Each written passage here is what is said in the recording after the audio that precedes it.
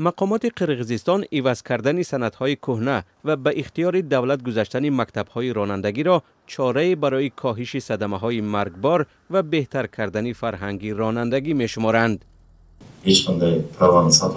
شما خودتان شاهد صدمه‌های 30 سال اخیر در کشور هستید. برای آن چنین میشد که رانندگان شهادتنامه را می‌خریدند. اکنون حکومت این را تحت نظارت می‌گیرد. دیگر رانندگان کسبی تربیت می‌شوند. رشوه‌خوری در گرفتن سند نخواهد بود. همه ما باید قانون را رعایت کنیم، چه شهروند عادی چه فرزند مقامدار. بر اساس قرار نو سندهای رانندگی را عوض می‌کنند که پیش از سال 2015 هم داده شدند.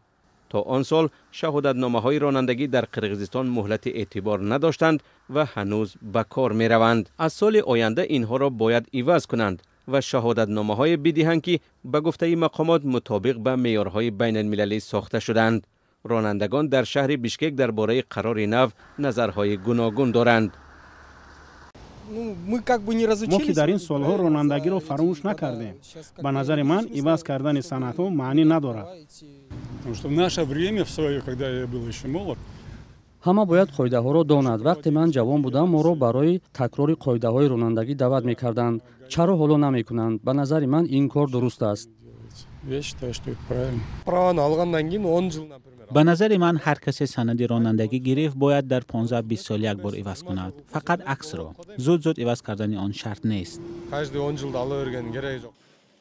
از سال آینده نه تنها سندها را عوض می کنند بلکه مکتب‌های خصوصی رانندگی را هم می بندند. بعد از این در قرقیزستان رانندگی را فقط در مرکزهای دولتی یاد می دهند. درس ها نیز نه 3 ماه بلکه 14 ماه می شود، چون به قول مقامات راننده باید مهارت راندن ماشین در 4 فصل سال و در برف و باران و یخبندان را هم داشته باشد. بعضی از فعالان مدنی طرفدار قرار حکومت بودند. به قول یکی از آنها ارمت قزاقبایوف که سالها مسئله راهها و فلاکت در آنها را آموخته است، در قرقیزستان بعضی ها سندی رانندگی را در زادروزشان هدیه گرفتند. این نوآوری ها را باید دستگیری کرد، چون هر سحر وقت خبرها را میخوانید میبینید که کمش 1 نفر یا 3-4 نفر در راه هلاک شدند. حالا قانون مذکور امضا نشده است و ممکن است تا 1-2 ماه دیگر به امضا برسد.